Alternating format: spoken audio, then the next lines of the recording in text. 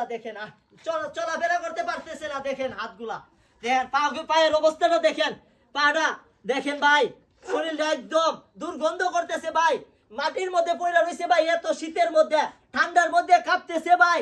তারও তো ভাই খাবারের প্রয়োজন, তার চিকিৎসার প্রয়োজন। আপনি যদি 10 টাকা 20 টাকা দিয়ে তার সহযোগিতা করেন ভাই, সে খুশি হবে ভাই।